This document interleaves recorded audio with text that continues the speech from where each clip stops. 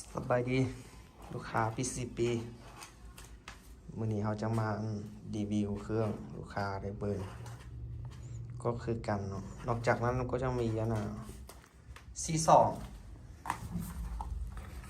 อันดับแรกC2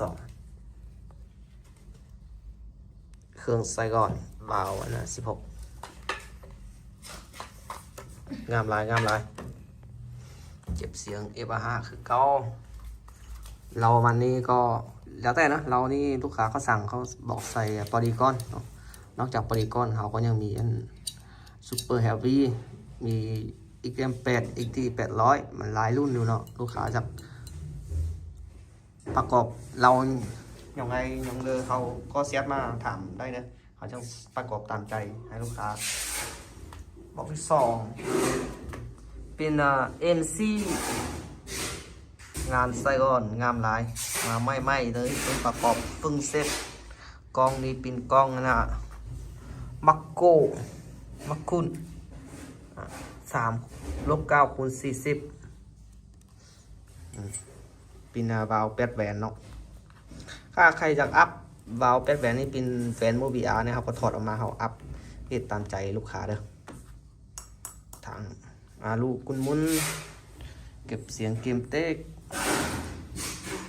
เครื่องมีฮับประกันโมมีแม็กใส่ให้เมดซื้อไปเขาตั้งกล้องให้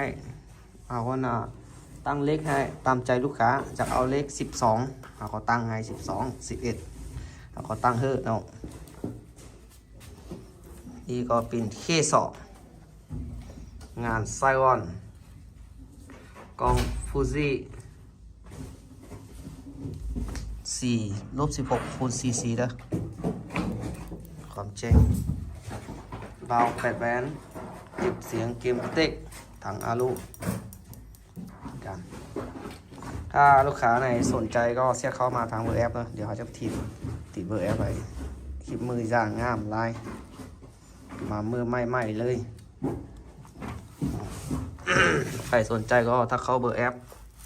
จะประกอบยังไงเอาเรา50ก็มี45เส้นมีเอาส่งให้ลูกค้าเขาจะมีของแถมลูกปืน1กับสุกเติมนุ่มโอลิงซ่อมแปลงบาวโอลิงเราน้ำมันใส่ไข่แล้วปล่อยพอส่งไปลูกค้าเครื่องมีรับประกันถ้าเอาไปลูกค้าจริงโมแมนเนาะเสียมาหาเอาถ้ามาปินกับเราเขาก็เปลี่ยนเราเมื่อถ้ามาจังปินกับสุดรถเธอปินกับเนื้อเขาก็มีบิ๊กจีแก้ไขให้ลูกค้าถ้ามันจังลูกค้าแปลงได้ก็น้องเขาจังฝากสุดซ่อมไปลูกค้าแปลงเองถ้าแปลงไม่ได้ก็ฝากมาเขาครับเขาแปลงให้เรียบร้อยเขาฝากส่งไปคืนเก็บเสียงก็มีขายแยกเนอะใครจะซื้อก็เสียบมาได้เราก็ขายแยกเล็กก็ทั้งก็ถ้าอยากซื้อสุดรถก็ได้เนาะอันนี้ก็ทุบเอโอเคขอบใจใครสนใจรุ่นไหนก็สเตทเข้ามาเด้อฝากกดไลค์กดแชร์กดตามหอมเด้อขอบใจหลายๆ